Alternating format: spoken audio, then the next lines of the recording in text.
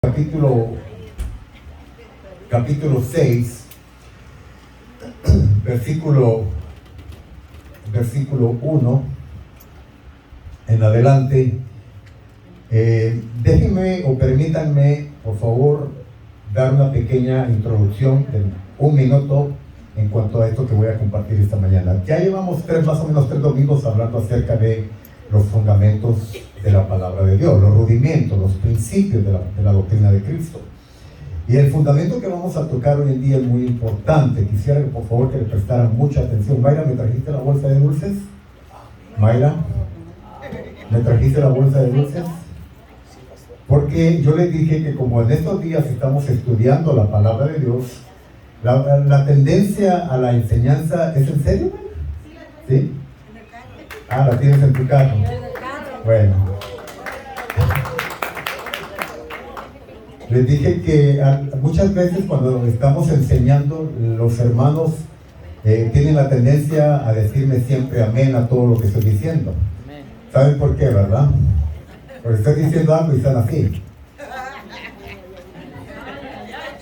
Entonces, aquellos que están pasando por ese éxtasis espiritual, desde aquí los vamos a despertar dulcemente. Con un dulcecito. Ya me dormí. Tráigame una botella de agua a la hermana Rosa. Bien, entonces Hebreos capítulo 6, verso 1, hablando acerca de los fundamentos. El fundamento de esta mañana es muy importante, porque muchas personas hablan y entienden solamente la primera parte de lo que es el arrepentimiento, pero no entienden que el arrepentimiento tiene doble forma de entenderla. Esta mañana vamos a tratar de explicar eso. Así es que prepárense hábiles con la palabra de Dios para abrirla o para buscarla en tus aparatos tecnológicos que tienen, para que de esa manera vayan siguiéndome en lo que estoy. ¡Ay, son de marca! Wow. Hermanos, estos están pesaditos, Mayra. Pero no las va a tirar, ¿verdad? Sí, tira. Pero dulcemente. Hebreos capítulo 6, versículo 1 en adelante, dice la palabra de Dios en el nombre del Padre, del Hijo y del Espíritu Santo. Por tanto, dejando ya los rudimentos, o sea, los principios, lo básico de la doctrina de Cristo, de la enseñanza de Cristo, vamos adelante a la perfección, hermanos. No echando otra vez el fundamento número 1 del arrepentimiento de obras muertas. Digan conmigo, arrepentimiento de obras muertas. Eso es lo que vamos a estar estudiando esta mañana. Pero hay 5 fundamentos más. Segundo es de la fe en Dios, de la doctrina de bautismos. Ya hablamos acerca del bautismo en agua hace 2 semanas atrás. De la imposición de manos, estaremos hablando en el futuro de la imposición de manos, va a ser un tema muy importante, y a través de ahí vamos a entender que no cualquiera se le puede andar poniendo las manos, ¿verdad?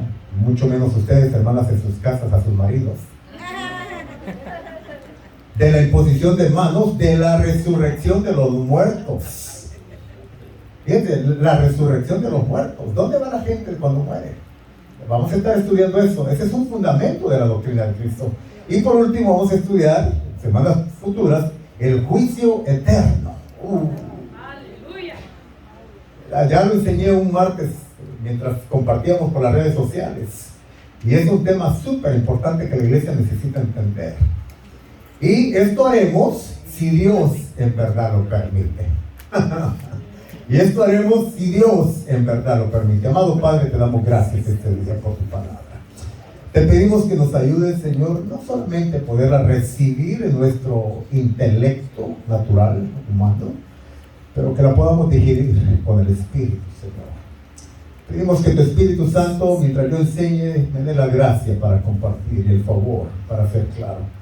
Y mientras mis hermanos escuchan en sus corazones, Espíritu Santo, háblales tú, porque tu palabra dice, Señor, que tú, Espíritu Santo, eres el Maestro, el que nos recordarías todas las enseñanzas de Cristo y el que nos llevaría y enseñaría toda la verdad. Así es que esta mañana oramos en el nombre de Jesús pidiendo eso.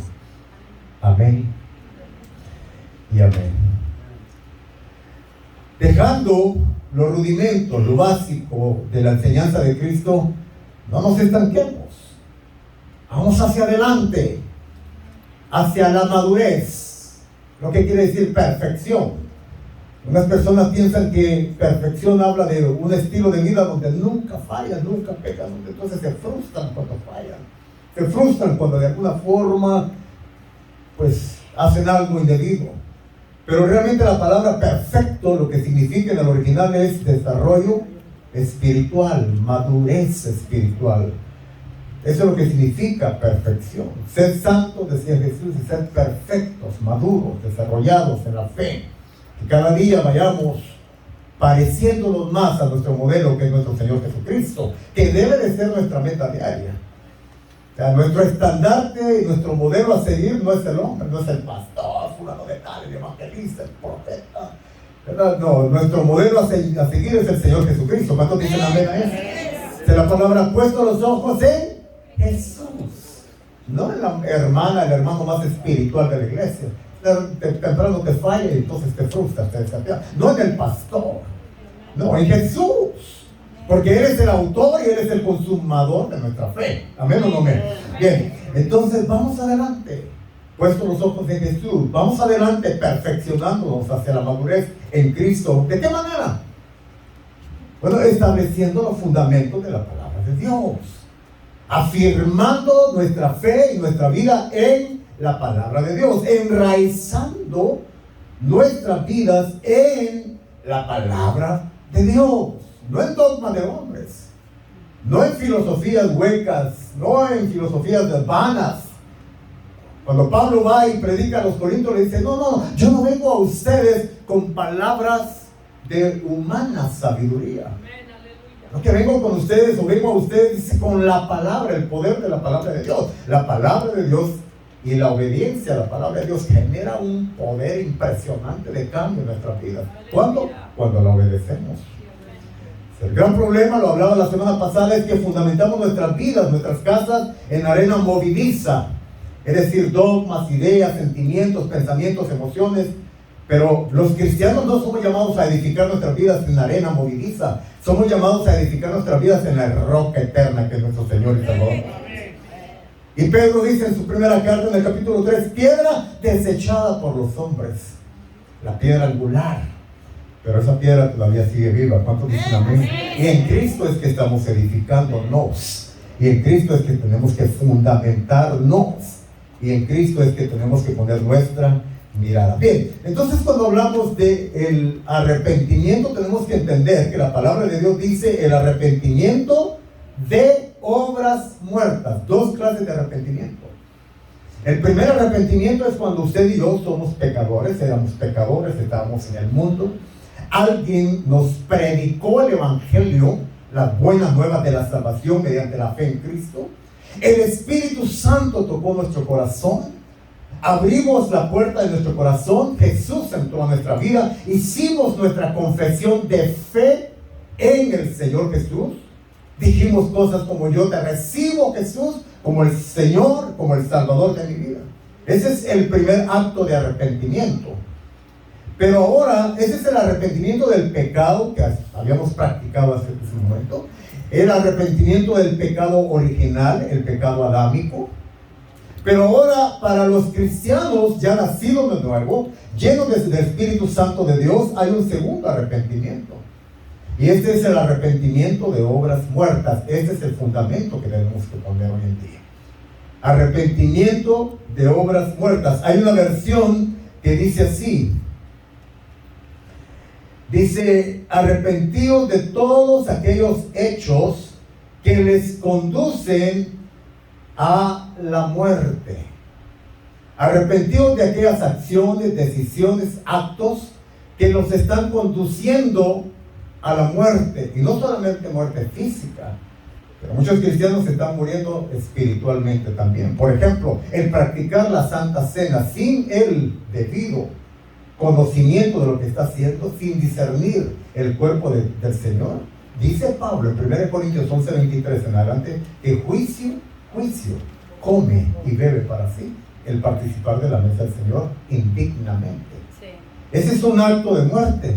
Entonces tenemos que arrepentirnos de eso. ¿Por qué? ¿Por qué dice acto de muerte? ¿Por qué dice indictamente? Porque no procesamos todavía el sacrificio de Jesús. Porque muchas veces participamos de este acto sagrado de la Santa Cena con odio, con rencor, con resentimiento contra alguien. Y no pedimos perdón, hermanos. Y no perdonamos a aquellos que nos han ofendido. No estamos practicando lo que dice la palabra de Dios en el Mateo capítulo 6, de antes de, ¿verdad? Dice en la oración del Padre Nuestro, que para que el Padre nos perdone tenemos que nosotros también retribuir y perdonar a aquellos que nos han ofendido. Entonces muchas veces nos encontramos haciendo cosas indebidas delante del Señor. A veces pasamos, bueno, ustedes pasan, los hermanos, y ustedes ponen la ofrenda al Señor. Pero dice Jesús en Mateo capítulo 6, que antes de que des tu ofrenda, primero analices tu corazón, porque ¿de qué te sirve que des dinero si tu corazón está lleno de suciedad? ¿Sí me doy a entender? ¿Sí? Entonces son actos de arrepentimiento, son arrepentimientos de obras que están, de obras muertas en nuestra vida. Bien, entonces hechos que conducen a la muerte. La versión que nosotros leemos dice claramente, ¿verdad? La traducción dice arrepentidos de obras muertas. Bien, ¿qué es el arrepentimiento? Recordemos lo que realmente, o pensemos lo que realmente la Biblia nos enseña en cuanto a lo que es el verdadero arrepentimiento. Literalmente, la palabra en el original griego lo que significa es un cambio de 360 grados, arrepentimiento. Es decir, si yo voy rumbo en dirección, permítanme decirlo de esta manera, si voy rumbo en dirección hacia el norte, yo me arrepiento de ir hacia el norte, me salgo de la carretera, doy vuelta de 360 grados y ahora me dirijo hacia el sur. Me arrepentí. Eso es un arrepentimiento genuino, un arrepentimiento verdadero. Un cambio, dice en el original, un cambio de mente, o sea, pensamiento, pero también un cambio de actitud. Porque la mente, los pensamientos y las actitudes son los que generan la base para las acciones. Entonces tenemos que arrepentirnos de pensamiento, de actitudes y de acciones. Tres cosas: pensamientos, actitudes y acciones. Si nosotros decimos, sí, yo te perdono, pero tu actitud, ¿cómo es? ¿Tienes una actitud de perdón realmente? Entonces, si no tienes una actitud de perdón, no te has arrepentido y te no has perdonado. Y luego, obviamente, genera también una acción. Porque si continuamos haciendo lo mismo, entonces tampoco estamos arrepentidos. Un evangelista famoso, un predicador famoso de los años 1800 dijo: el arrepentimiento implica un abandono intelectual, pero también un cambio de corazón y de todo aquel aspecto de controversia con Dios y hacia Dios. El abandono. Es decir, cuando yo me arrepiento, lo que yo le estoy diciendo a Dios es: Señor, perdóname porque hasta este momento he vivido en una condición de enemigo tuyo. He estado enemistado contigo, haciendo completamente lo que a ti te desagrada, Dios. Yo me arrepiento de eso. Ahora quiero amistarme contigo. Ahora quiero ser un amigo tuyo mediante mi obediencia a ti. El arrepentimiento es ver los fundamentos, es ver los fundamentos inestables en nuestras vidas y entregarlos a favor de los fundamentos de Dios. Es decir, todas aquellas obras, acciones, pensamientos, ideas, todas aquellas formas en que hemos estado edificando nuestras vidas que van en contra o no están de acuerdo a los patrones de Dios en su palabra, entonces yo tengo que arrepentirme de eso y ahora compaginarme con los fundamentos de Dios. Tengo que aprender a vivir de acuerdo a cómo Dios me va enseñando con su palabra. Ahora, permítanme decirles, para no traer mucho desánimo a ustedes, porque parece ser que estamos hablando de un cambio donde parece que nunca se va a lograr. Permítanme, la vida cristiana es una vida de desarrollo paulatino. Póngame atención a esto. La vida cristiana es desarrollo paulatino. Es decir, conforme el Espíritu Santo va hablándole a su vida, va hablando a mi vida, yo obedezco lo que el Espíritu Santo me está diciendo por medio de su palabra o lo que Él me está enseñando. Y cuando yo obedezco lo que el Espíritu Santo me está hablando, entonces empiezo mi desarrollo paulatino de crecimiento.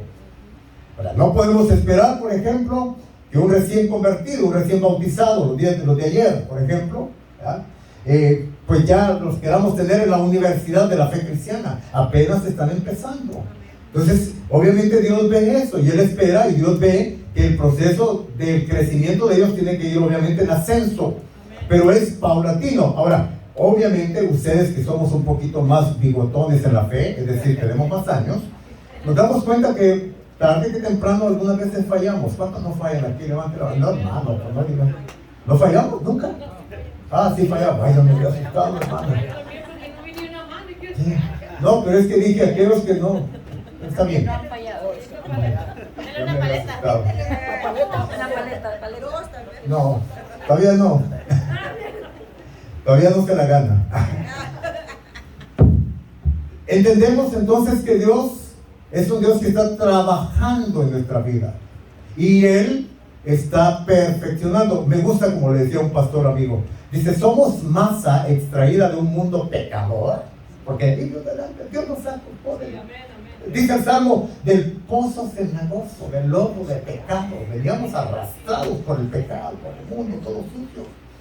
Y el Señor nos está limpiando por la palabra en estos tiempos. Y nos está limpiando cada día. Cada día que pasa, Dios está haciendo su obra en cada uno de nosotros a la medida que oímos la voz y obedecemos la voz de Dios. Pongan mucha atención. Y echamos nuestro fundamento en el Señor Jesucristo y en su palabra. ¿Qué es el arrepentimiento verdadero? Permítame antes explicarles lo que no es un arrepentimiento verdadero. No es arrepentimiento verdadero únicamente el tener un sentimiento o un remordimiento de causa. Hay personas que experimentan remordimientos, pero no arrepentimientos. Hoy en día hay tendencias, y las tendencias son, por ejemplo, la que la gente experimente por causa del enfoque emocional que se le da al Evangelio, un remordimiento, y es siempre que la gente llore, y no está mal llorar. Aquí nosotros no le prohibimos que llore. Usted, tocado por Dios, usted quiere llorar, llore todo lo que quiera llorar, si el Espíritu Santo le toca. ¿Ya? Pero hay gente que únicamente experimenta un remordimiento por una acción hecha, y a lo mejor lo cacharon en esa cosa indebida, y entonces se le remuerde la conciencia, pero no hay un arrepentimiento. ¿Por qué lo podemos decir? Porque nada más lloró por un ratito y después continúa haciendo lo mismo. ¿Se arrepintió? No. Tuvo un remordimiento nada más. Y las lágrimas, pero hermano, pero estuvo llorando. Mi mamá lo decía de una forma, decía mi mamá, ay hijo, veo unas lágrimas de cocodrilo en ti. O sea, lágrimas que al ratito yo iba a estar haciendo lo mismo. Es lo que me quería decir, lágrimas de, no sé, los cocodrilos lloran. No sé por qué decía eso. Algún día me voy a dar la tarea de la investigación, se los prometo. Pero así decía, lágrimas de cocodrilo. O sea, tal vez porque no lloran, no sé. Bueno, entonces, no es un remordimiento, un verdadero arrepentimiento. Pablo le estaba predicando al rey Agripa, y el rey Agripa dice, casi me convences. Casi me convences. O sea, experimentó un nivel de remordimiento nada más del rey Agripa, pero no se convirtió.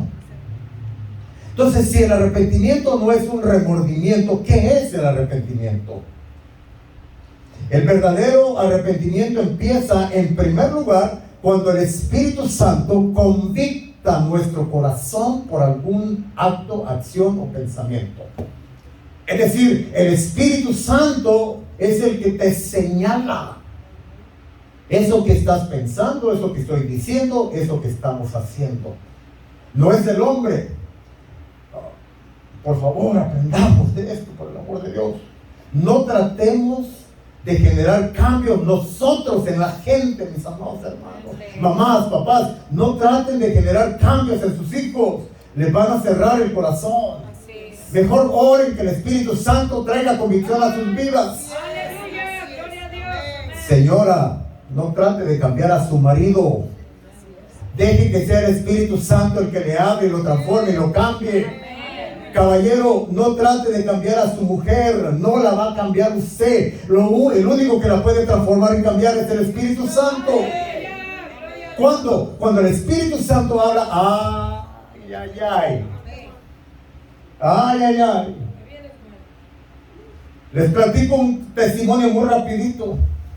No, hace un tiempo atrás mi esposa lo comenta en su testimonio. Dice que yo andaba portándome medio mal ahí. Medio mal, porque no completo. Dice que ella estaba tratando y yo le decía, es que mientras más me digas, no voy a cambiar. Y me subí en mi macho latinoamericano. Y dice, ok, voy a orar. Padre, oró ella.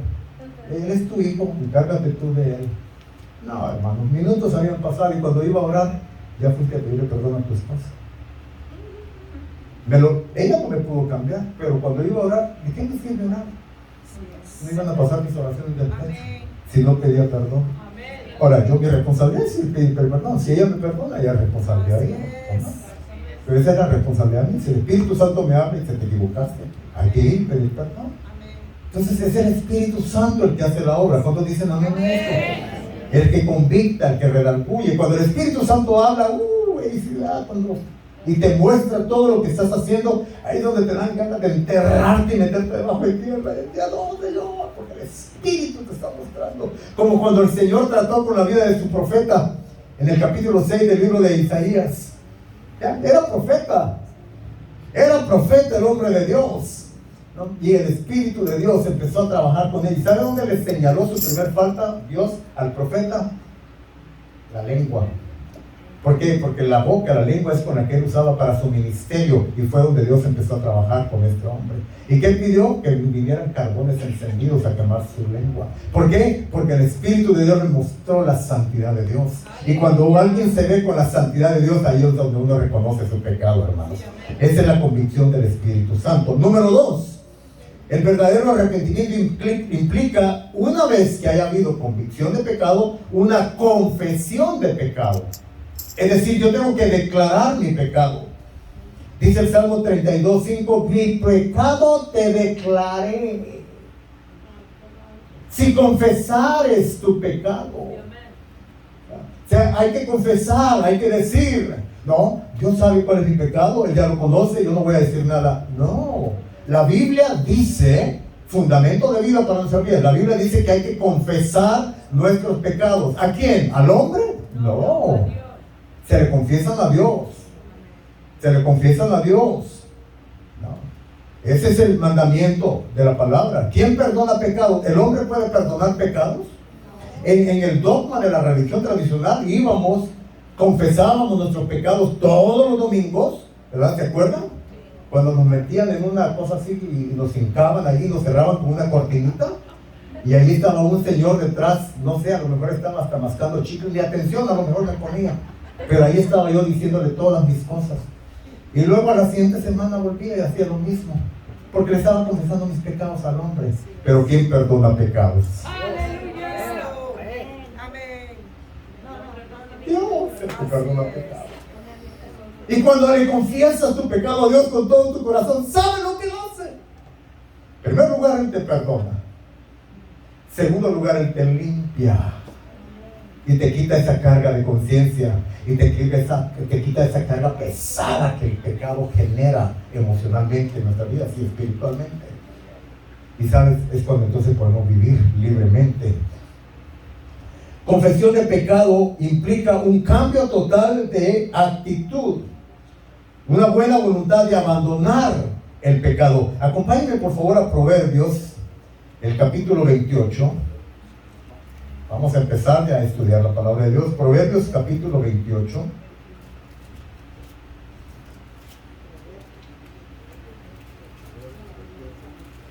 Proverbios 28, versículo 13.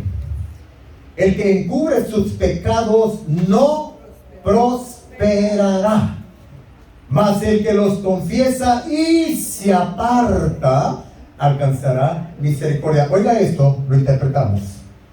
La misericordia de Dios está disponible para aquellos que, número 1, confiesan su pecado. Número 2, se apartan de su pecado.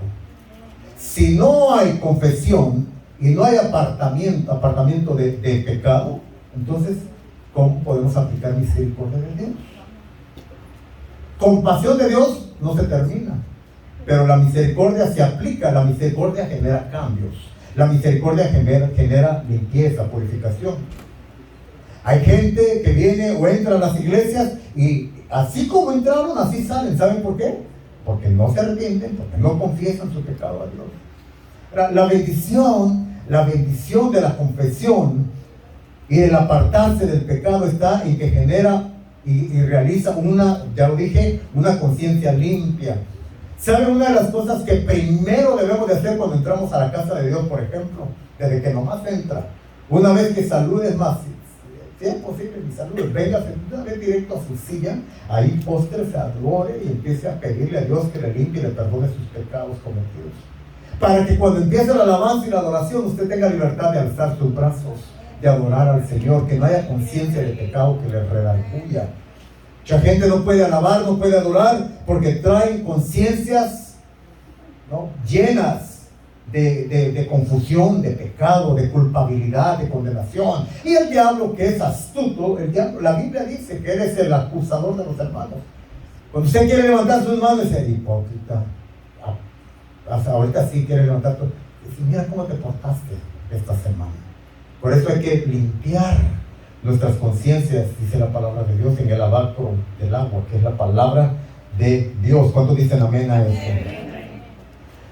Verdadero arrepentimiento, número 3, es tener ahora un odio hacia el pecado. Es decir, que el pecado, ahora que ya nos hemos arrepentido de corazón, que el pecado, que nos dé asco, que nos dé asco pecar, hermanos. Que ya no podamos pecar como pecábamos antes. Me acuerdo el testimonio de un lindo hermano, precioso hermano. Un día llegó a la iglesia, a la congregación. Estábamos cuando recién habíamos llegado a la congregación en Wilmington y apoyábamos a mi pastor. Y entra un señor un viernes por la noche, bien borracho, que ni hablar podía. Y hermanos, cuando el pastor terminó de predicar, este hombre se vino al frente, se tiró en el altar. Por eso yo creo, estoy esperando que hagamos algo bonito ahí, porque este hombre se tiró en el altar y empezó a llorar. Y me acuerdo que mi pastor ahí lo abrazó. No, mi pastor no le importó que el hombre estaba apestoso a licor ni nada de eso. Lo abrazó y ahí oramos por él. Y este hombre sobrenaturalmente dejó de tomar. Sobrenaturalmente. Después nos enteramos de que él era un hombre que era un vicio de alcoholismo, es decir, él tomaba. Y este hombre empezó a ser transformado, pero un día sí que le vino la tentación y él quiso volver a tomar. Y cuando iba a empezar a tomar, sí, cuando él agarró la cerveza, porque el diablo, mira cómo es el diablo, cómo son los demonios de astutos. No, él estaba precisamente con su familia en un lago. Y dice que cuando vio que algunas gentes estaban tomando y cuando vio la copa, dice la palabra en Proverbios: no veas cuando la copa enrojece. Y cuando él vio la copa y vio que dice que la boca se le empezó a hacer seca. Y que el enemigo le empezó a decir: tómate un traguito, nada más, para que sacies tu sed de tu garganta. Y cuando él dice: pues es que no debo, no puedo. Le habíamos enseñado que cuidado con esa una, porque esa una te lleva a la 2, y a la 3, y a la 4. Pero él no aguantó, y dice que cuando él por fin no aguantó, él consiguió alcohol, y cuando lo iba a ingerir, dice que en ese momento el Espíritu Santo le hizo sentir a él como que estaba, literalmente, perdónenme, pero como que estaba, así dijo él en su testimonio, como que estaba tomando orines. Y que él inmediatamente escupió lo que estaba tomando. Dice: ¿qué estoy haciendo? ¿Qué estoy haciendo? Y cuando vio aquello, sé que le empezó a dar un asco por aquello que él antes lo miraba como su refugio de vida. Ahora lo empezó a ver con un asco. Sé que él agarró y dice: yo no quiero esta cochinada nomás. Eso es lo que tenemos que pedir al Espíritu Santo, que nos ayude a ver el pecado con asco, hermano. Que cuando vayamos a pecar, que Dios nos ayude a tener el entendimiento espiritual y que digamos: no, esto que voy a hacer va a ofender a mi Dios. Yo no quiero perder mi comunión con el Señor. ¿Cuántos dicen amén? Amén. Mira lo que dice Ezequiel capítulo 20, verso 43. Ezequiel capítulo 20, versículo 43.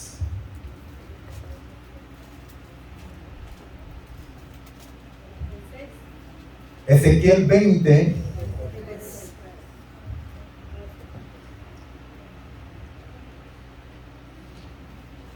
versículo 43 y 44. Y allí os acordaréis de vuestros caminos y de todos vuestros hechos en que os contaminasteis. Y oiga esto, hermano. Y os aborreceréis a vosotros mismos a causa de todos vuestros pecados que cometisteis. Y sabréis que yo soy Jehová. Y cuando haga con vosotros por amor de mi nombre, no según vuestros caminos malos, ni según vuestras perversas obras, oh casa de Israel, dice Jehová el Señor. ¿Sabe lo que está diciendo? Dice, os acordaréis de vuestros caminos y de todos vuestros hechos, en que os contaminasteis, y os aborreceréis a vosotros mismos a causa de todos vuestros pecados que cometisteis. Eso significa esa convicción profunda de la cual les hablaba hace un rato, que el Espíritu Santo trae y nos hace ver el pecado con asquerosidad. Y dice, wow, ¿cómo es posible que yo anduve en todo esto? Ya una vez que tenemos mentes y conciencias reconciliadas con Dios, ¿cómo es posible? Pero es que ya ahora Dios nos ha hecho nuevas criaturas. ¿Cuánto dan gloria a Dios por eso? Y sería lamentable y una lástima. Uy, este pasaje está fuerte, pero es un pasaje de la palabra de Dios. Dice que perro que vuelve a su... Está fuerte ese pasaje. O habla también el Señor Jesús en Mateo capítulo 7, de aquel cerdito que se ha limpiado y luego vuelve al lodo a llenarse de lodo. Así es todo aquel, dice la palabra, que vuelve al pecado, que no aprovecha la gracia. ¿Sabe qué es no aprovechar la gracia? Es, en primer lugar, menospreciar el acto y el sacrificio de Jesús en la cruz de Calvario. Lo voy a decir previamente para que me entiendan. No me importa lo que Jesús hizo por mí en la cruz.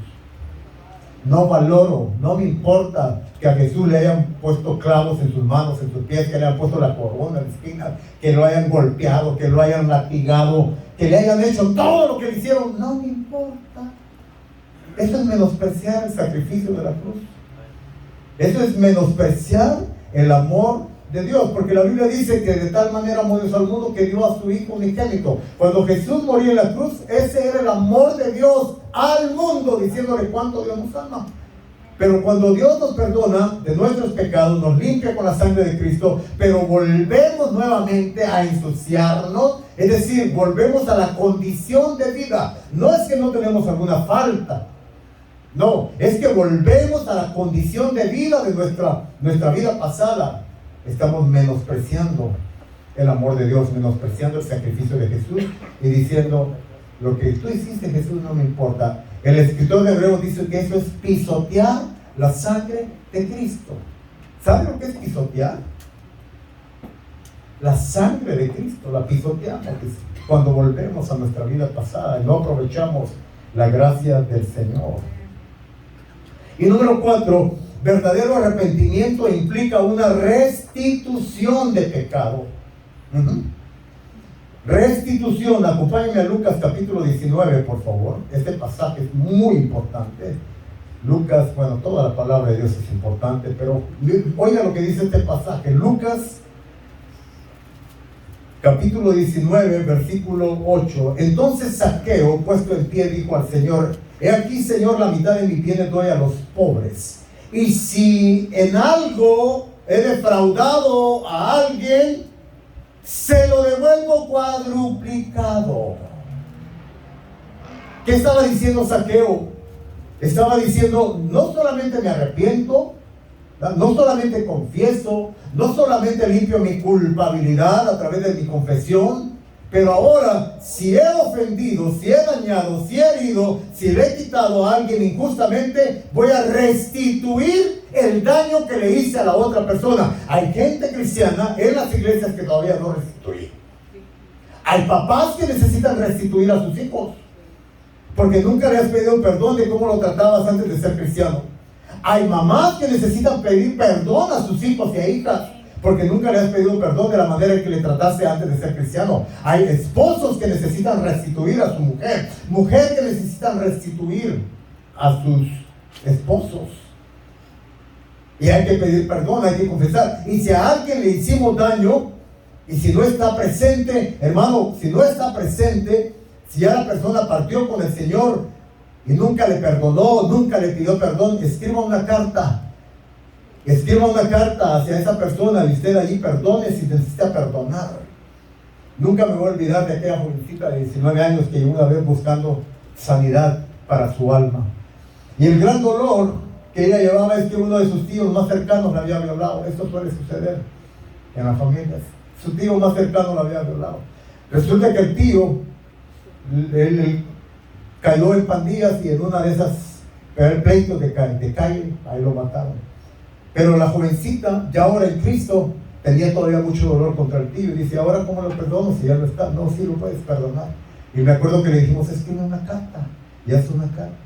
Hay gente que necesita perdonar a sus familiares que están en sus países de origen. Si la persona no le quiere atender, escríbale una carta donde usted dice, mira, ahora he tenido un encuentro personal con Cristo. Quiero decir que de verdad estoy arrepentido. Perdóname por el daño que te hice. Y si necesita perdonar a esa persona, a ese familiar, a ese tío, papá, mamá, que está en su país de origen, perdónele. Si la persona dice, pero ya déjate de esas cosas, entonces, usted de todas maneras saque lo que tiene que sacar, hermano. La liberación, la sanidad es para usted. ¿Cuántos dicen amén? Amén. Alguien dice, pastor, pero ¿y qué tal si la otra persona no quiere actuar? ¿Qué tal si el marido, la esposa no quiere? Ese ya es problema de ellos. Usted haga lo que... Mire, yo soy responsable por lo que Dios me pide a mí hacer, no por lo que le pide al Señor a la otra persona. La otra persona es responsable por sus propios actos. Yo soy responsable por lo que a mí me corresponde hacer. Entonces Zaqueo ahí está restituyendo. Está restituyendo. Hay un pasaje en el Antiguo Testamento que algunos pueden decir, pastor, esa es la ley. Es la ley, pero es parte de la ley moral. Por lo tanto es aplicable para nuestras vidas, Porque la única ley que ya no está constituida en el Nuevo Testamento es la ley eclesiástica, la ley religiosa, es decir, el sacrificar animales y todo. Pero los mandamientos son todavía vigentes. No matarás, no robarás, no adulterarás. Esa es la parte de la ley moral. Y esto es vigente para nosotros, aunque estemos en la gracia. Entonces hay un pasaje en la ley, Levítico capítulo 6, que habla acerca de restituir y de restitución. Levítico capítulo 6, versículo 1 al 7. Levítico capítulo 6, verso 1 al 7. Habló Jehová a Moisés diciendo, por eso es parte de la ley de Moisés, que está vigente para nosotros. Verso 2.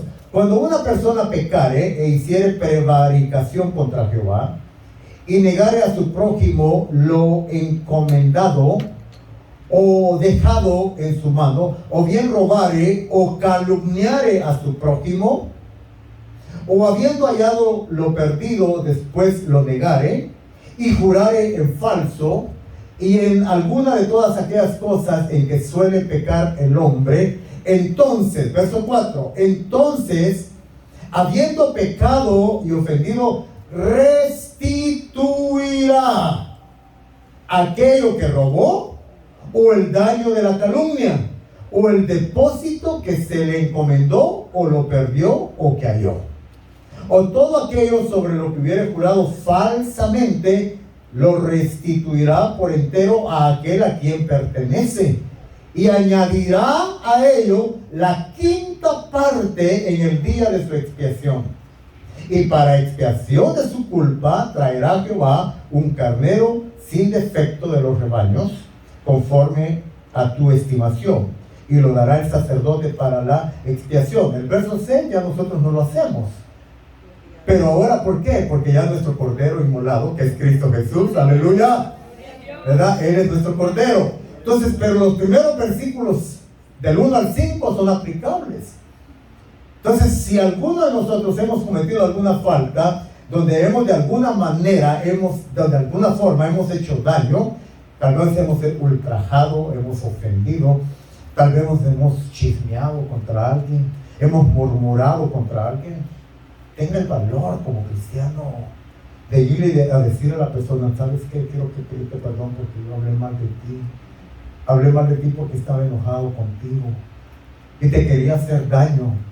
Te quería hacer daño porque me heriste tal vez en lo que hiciste, lo que dijiste, no sé. Y entonces yo fui, hablé con la hermana, hablé con el hermano, hablé con el pastor, hablé con alguien, pero yo te quería hacer daño difamándote. ¿Sabes qué? Perdóname por eso. Y te prometo que no vuelvo a difamarte más. Te prometo que no vuelvo a chismear más de ti, ni a murmurar más de ti. Hay que restituir.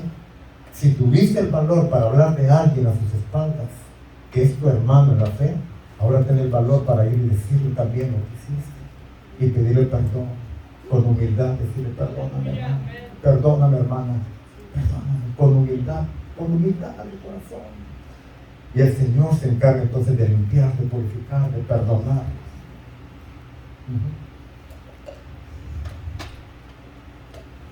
Ahora, esta es la primera parte del arrepentimiento. Pero ¿qué en cuanto al arrepentimiento de obras muertas? Es decir, de aquellas obras que nos están conduciendo a la muerte. Una obra muerta es toda cosa que hagamos o que iniciemos sin Dios y sin el consentimiento y la voluntad de Dios en nuestra vida. Lo voy a decir de otra manera. Todo lo que hacemos haciendo a Dios a un lado, todo lo que hacemos es una obra muerta si Dios no está presente. Puede ser un cambio de ciudad, una decisión de un cambio de iglesia si Dios no está presente.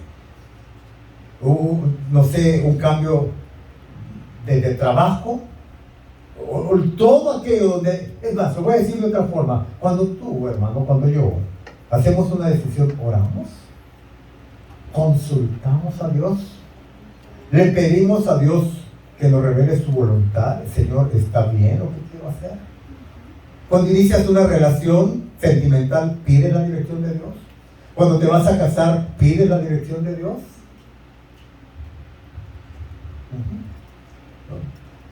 Entonces, todo aquello que hacemos sin la voluntad de Dios en nuestras vidas es una obra muerta. Va a terminar en una obra muerta. Generalmente las obras muertas, pues la palabra lo dice, son obras muertas. Es decir, fíjate, Dios en su misericordia puede que derrame compasión, misericordia, pero no porque Él estaba ahí, no porque fue su voluntad. Les platico rápidamente en el libro de Jueces capítulo 6, primera de Josué capítulo 6. Ahí está la historia de Josué, el que sustituyó a Moisés en el Antiguo Testamento. Fíjate que él hizo un pacto cuando uno de sus enemigos, el ejército israelita estaba conquistando, estaba avasallador, nadie lo podía detener. Y cuando los de la ciudad de Jai oyeron que Josué estaba avanzando, el líder de la ciudad de Jai vino a Josué y le dijo: oye, venimos de muy lejos, somos forasteros. Y le engañó, le mintió. Llegó con ropas viejas, todas despedazadas, con panes mohosos, y venimos con hambre, venimos con sed. Y el hombre era bueno, Josué era bueno. Y se dejó llevar por sus sentimientos y emociones, pero no consultó a Jehová, no oró. E hizo pacto de que no le iba a tocar su ciudad, ¿Y sabes qué? Eso que Josué hizo sin haber orado, trajo no solamente una repercusión al pueblo de Israel en esa generación, pero posteriormente les afectó tanto que en los tiempos de David, cuando David atentó contra esa gente, vino juicio de Dios por causa de que Josué había hecho pacto con esas generaciones, con esos pueblos. Entonces, no consultar a Dios puede traernos consecuencias no solamente para mi generación, pero también para mis futuras generaciones. No consultar a Dios en una decisión que tengo que hacer puede traerme y afectarme tanto. Conozco gente, familias que se han movido de ciudad y después regresan derrotados. Nunca oraron, nunca pidieron a Dios. Perdieron sus hijos en las drogas, en el alcohol. Se apartaron de la fe cristiana.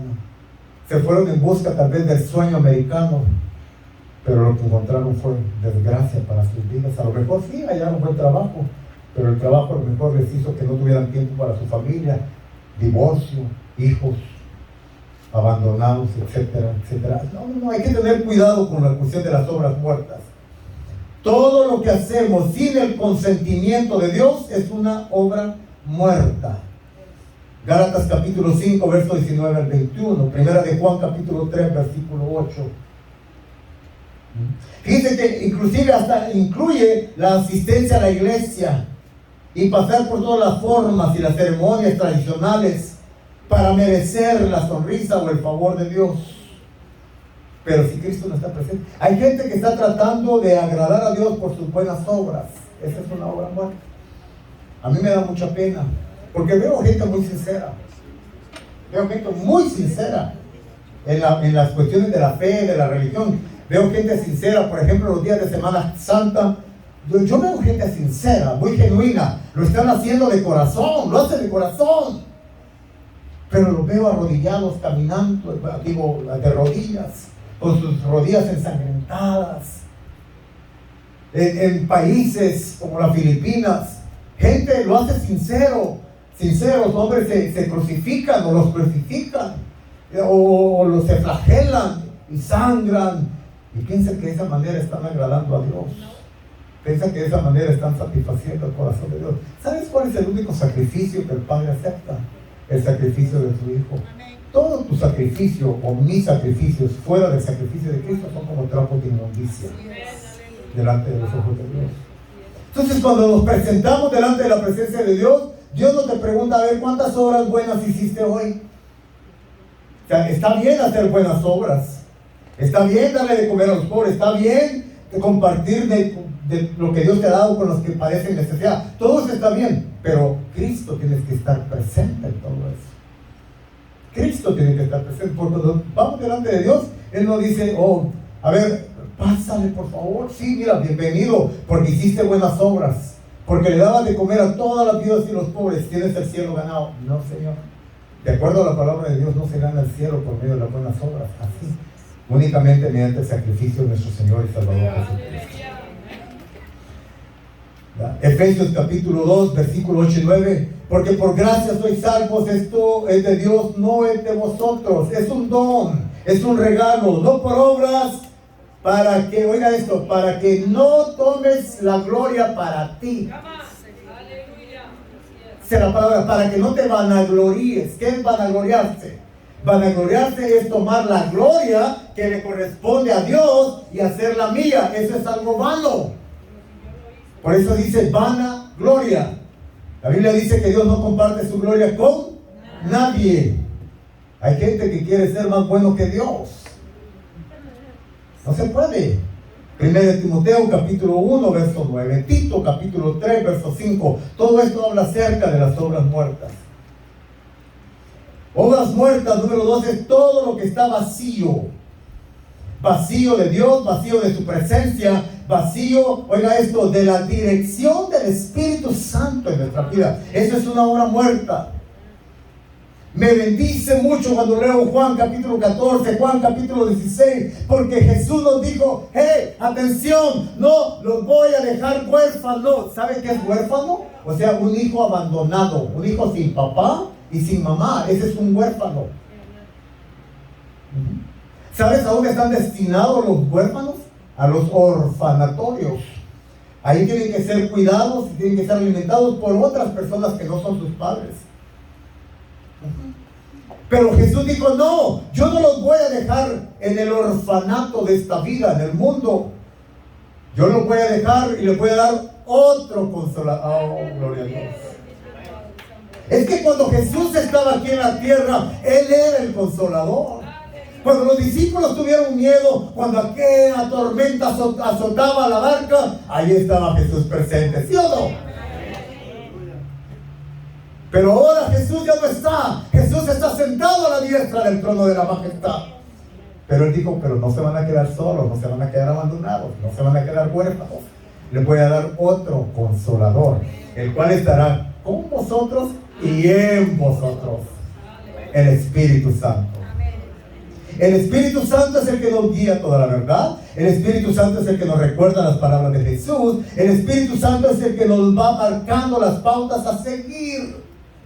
Por eso es importante no endurecer nuestro corazón a la voz del Espíritu de Dios cuando Él nos está hablando.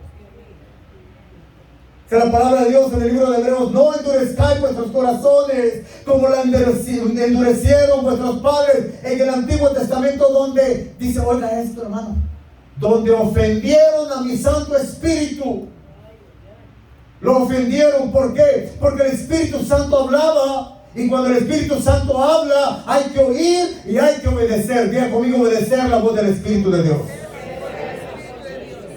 Hermano, si el pueblo no se mueve con la nube, el pueblo se queda sin la nube, sin el Espíritu.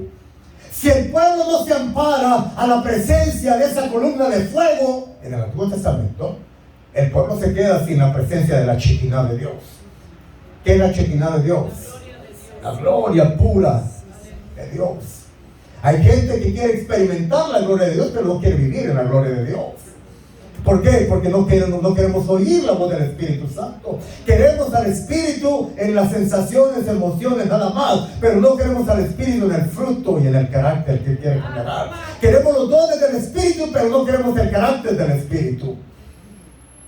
Tenemos que pedir ambas cosas: dones espirituales, pero también el carácter espiritual. No profetices si no tienes amor. No hables en don de ciencia si no entiendes lo que Dios realmente quiere hacer, que es restaurar, sanar, liberar y atraer a esa persona hacia sí. El Espíritu Santo nunca condena, nunca trae culpabilidad. Si alguien a través de un don espiritual viene y te está generando culpabilidad o condenación, no lo aceptes, porque el Espíritu Santo no es un espíritu de condenación ni de culpabilidad. El Espíritu Santo sí es un Dios que trae convicción, es un Dios que trae restauración, pero nunca condenación. ¿Cuántos dicen amén a esto? El Espíritu Santo nunca te va a dejar tendido y avergonzado, ni te va a humillar. El Espíritu Santo te va a convictar, y te va a convictar para que te acerques a Él, pero nunca para alejarte de Él. Entonces, si alguien te está diciéndote cosas que te van a hundir y te van a sentir el cristiano más miserable, cierra tus oídos, no oigas. Por eso dice, haced bien con oír a la palabra profética. Haced bien con oír. Procesadlo todo. Procesadlo. Retener lo bueno y desechar. O sea, lo que no te edifica, muchas gracias, no es para mí. Porque mejor hacemos y bien hacemos oír a la palabra de Dios. ¿Cuántos dicen amén a eso? Amén. Hay gente que anda buscando que Dios le habla a través de profetas, de apóstoles, pero nunca leen la Biblia. Pero nunca leen la Biblia. No, deja que Dios te hable a través de la Biblia mejor, y en tu comunión íntima con el Espíritu Santo, para que cuando la gente venga a decirte, mira, el Señor me dijo que te dijera, ya el Señor te lo dijo previamente a ti. Ya el Señor te lo advirtió previamente a ti. ¿Sabes cómo yo proceso? Cuando yo dejo que todo el mundo venga y me diga lo que me quiera decir, yo tengo una comunión íntima con el Espíritu Santo. Y el Espíritu Santo me habla a mí a través de su palabra. ¿Cuántos dicen gloria a Dios por eso? Y que Dios le quiere hablar también a usted a través del Espíritu Santo. Bendito sea el nombre del Señor.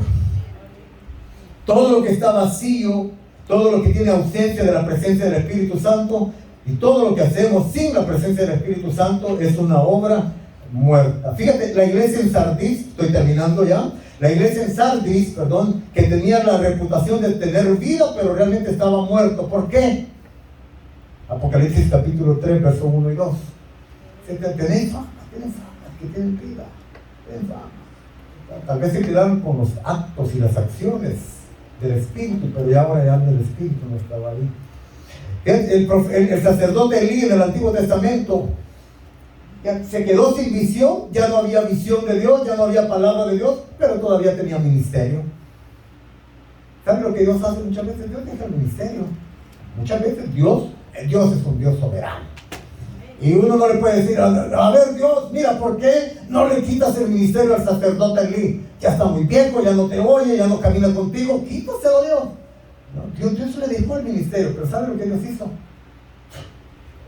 Apagó la lámpara. Que siga haciendo lo que quiera hacer. Ya no estaba ahí. Ya no había lo de Dios. David, cuando decidió censar a los hombres de Israel, capaces de luchar, fíjate el resultado. Dios no le habló, Dios no le dijo que censara al pueblo, pero David quería saber cuántos tenemos, a ver cuántos. Uy, Dios mío, eso es peligrosísimo. Pastores, cuidado con andar censando al pueblo sin la voluntad del Espíritu Santo. ¿A cuántos tenemos, hermano? Ya tenemos 1000, ya tenemos 5000, ya somos una mega iglesia. Cuidado.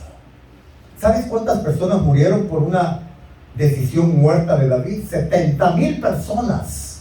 70,000 personas. Segunda de Samuel, capítulo 24, verso 10. Porque David quería saber cuánto pueblo tenía. Moisés oyó la voz de Dios que le dijo: yo te voy a usar, tú vas a ser el instrumento que voy a usar para que saques a mi pueblo Israel de las garras de la esclavitud de Egipto. Moisés, tengo un llamado para ti. Y se lo demostró desde que lo salvó cuando tenía meses de nacido. Y cómo sobrenaturalmente Moisés sobrevivió cuando el faraón estaba matando a todos los niños de su edad. Y Moisés sobrevivió. ¿Por qué? Porque Dios tenía un propósito. Pero Moisés, en el tiempo que todavía no era el de Dios, se levantó y quiso hacer la obra de Dios, pero sin la dirección de Dios. ¿Y sabe lo que hizo? Empezó a matar egipcios y mató a un egipcio. Y esa muerte de ese Egipto le provocó que tuviera que exiliarse por 40 años en el desierto. ¿Por qué Dios mandó a Moisés al desierto? Porque él tenía que aprender que no se debe matar egipcios. Cuando Dios dice que no hay que matar egipcios. Hay gente, hay cristianos que están cortando cabezas, pero ya le preguntaste al Espíritu Santo si ese es el tiempo de hacerlo. Pedro sacó su espada para defender a Jesús y le cortó la oreja a un soldado llamado Malco. Es Malco, no Marco, Malco. No era puertorriqueño, era Malco. Porque es que era puertorriqueño, Malco. No, era Malco, no. O dominicano, que le quitan cambian la R por la L. O al revés. Entonces, no, pero fíjate, Pedro le corta la oreja al soldado. ¿Y qué le dice Jesús? Guarda tu espada, muchacho. Guarda tu espada. ¿Que no te has dado cuenta que al que espada mata a espada? ¿Te has dado cuenta que así como estás hoy en día cortando orejas, alguien te las va a cortar a ti también? Así como estás hablando de alguien, alguien va a hablar mal de ti. Así como estás dando la espalda a alguien, alguien te va a dar la espalda a ti. Que las acciones, las actitudes que tienes contra alguien, con esas actitudes feas, horribles, alguien te lo va a hacer tarde que temprano a ti. Cuidado con lo que haces. Obras muertas. Oh no, pero Pedro quería defender al maestro, eso era algo bueno. Aparentemente era algo bueno. Pero ¿sabes por qué era una obra muerta? Porque Jesús no le estaba pidiendo que lo hiciera. Y Jesús se lo advierte y le dice: Pedro, mira, si yo quisiera, Pedrito, no le dijo Pedrito, le dijo Pedro, si yo quisiera, en este momento, oraría a mi Padre y enviaría legiones de ángeles. Yo no pienso en legiones para asustar gente. Un solo ángel con una especie, como los a veces dicen que son, ¿no?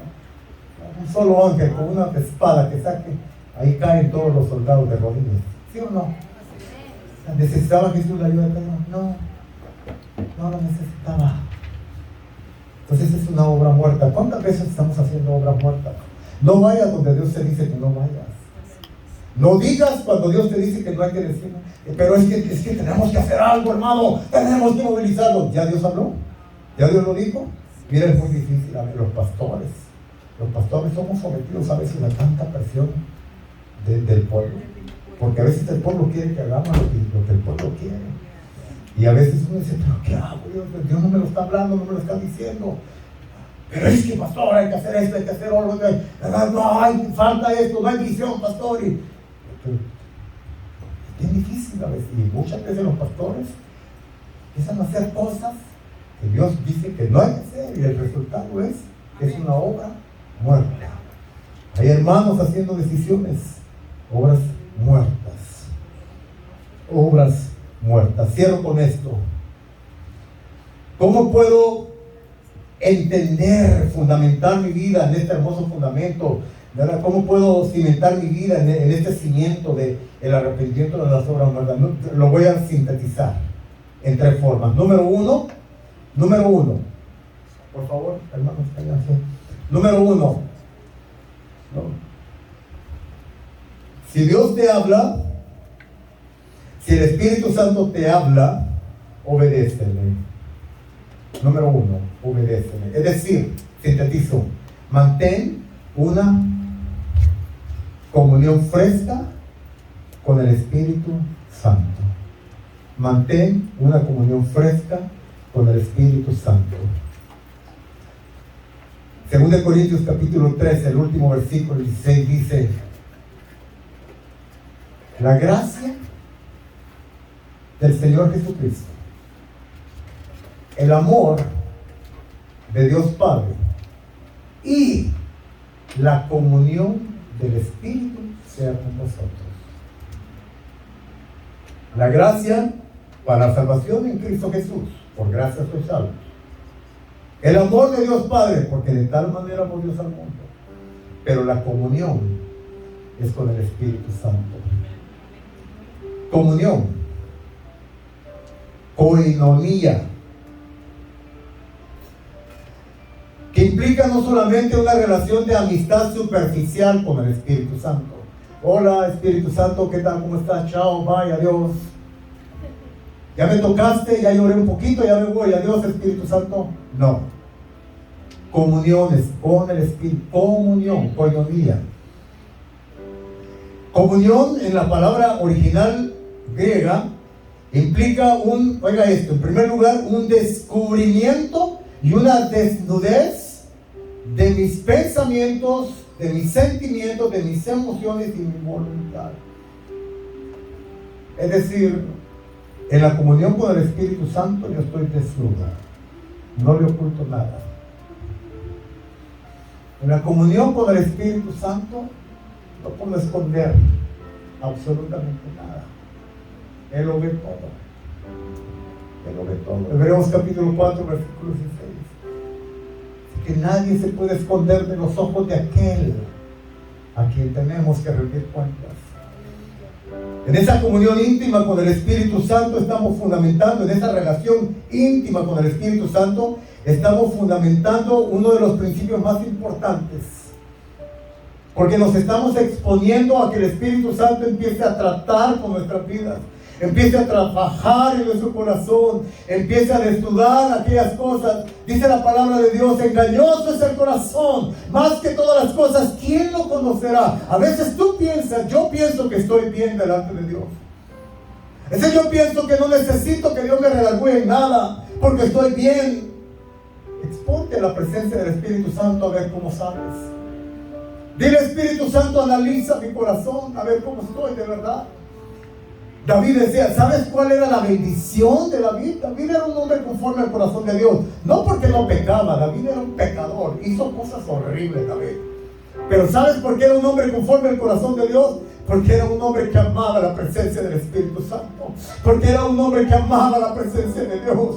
Y cuando Dios venía y le señalaba una falta, David decía: sí, ese hombre soy yo. David no escondía su pecado. David no era un hombre hipócrita. Ese hombre se exponía a la presencia del Espíritu Santo y decía: Señor, escudriña mi corazón. Mírame, Dios. Mírame. A lo mejor hay cosas que no te agradan. Posiblemente, Señor, yo pienso que estoy bien, pero Señor, tú lo conoces todo, Dios. Escudriña mi corazón y mira a ver si hay en mí caminos de maldad. Mira a ver si hay en mí caminos de maldad. Hay caminos que al hombre le parecen rectos, pero cuando los examinamos a la luz de los ojos de Dios, son caminos torcidos. Hay decisiones que quieres hacer, que ya las analizaste, ya las pensaste, ya las platicaste, ya hablaste con fulano, con fulana, ya dijiste esto es lo que voy a hacer, pero el Espíritu Santo a lo mejor no está de acuerdo y te va a ir mal a lo mejor porque no estás consultando la voluntad de Dios. Consúltalo con Dios. No lo consultes con el pastor, con el hombre. Es bueno pedir a veces consejo, pero primero consúltalo con Dios. No hagas decisiones sin Dios en tu vida, hermano. No hagas decisiones porque posiblemente todo el dolor que viene es por causa de que hiciste decisiones vacías. Son obras muertas. Espíritu Santo, esta tarde háblanos. Espíritu Santo, esta tarde muéstranos aquellas cosas que están dentro de nosotros, Dios, que están ocultas, aquellas cosas que están bien guardadas, Señor.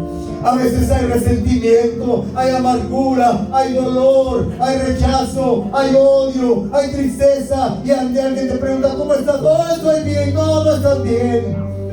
Pero si el Espíritu Santo, tú te desnudas delante de Él, Él te conoce y tú le dices, Espíritu Santo, ayúdame, Espíritu Santo, convíctame, Espíritu Santo, revélame, Espíritu Santo, muéstrame, Espíritu Santo, enséñame, Espíritu Santo, corrígeme, Espíritu Santo, fórmame, Espíritu Santo, transfórmame. No me dejes como estoy, Espíritu Santo. No me dejes como estoy, Espíritu Santo, por favor. La Biblia dice que el Señor viene por una iglesia pura, sin mancha, sin arrugas, sin contaminación. Esta es la generación, esta es la era en que el Espíritu Santo está limpiando la iglesia. El Espíritu Santo está purificando al pueblo que se va a ir con Cristo. No te quedes por causa que no dejas que el Espíritu Santo trabaje en tu vida. No te quedes como estás. Dile, Espíritu Santo, háblame. Límpiame, rompe lo que tengas que romper, quiebra lo que tengas que quebrar, desarraiga lo que tengas que desarraigar, Espíritu Santo, deshace lo que tengas que deshacer, construye lo que tengas que construir, edifica lo que tengas que edificar, levanta lo que tengas que levantar en mí, quema lo que tengas que quemar, Espíritu Santo, purifica lo que tengas que purificar, Espíritu Santo.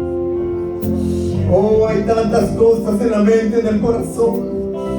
Hay tantas cosas, a veces hay enojo, hay contiendas, hay tantos pecados ocultos que el Espíritu Santo quiere esta mañana o esta tarde redarguir, no para condenarte, no para condenarte, hermano, no para condenarte, hermana, no, para que te arrepientas, para que puedas caminar en la libertad que Cristo quiere que camines, que Cristo quiere que camines. Oh, Espíritu Santo de Dios. Aleluya, Espíritu Santo.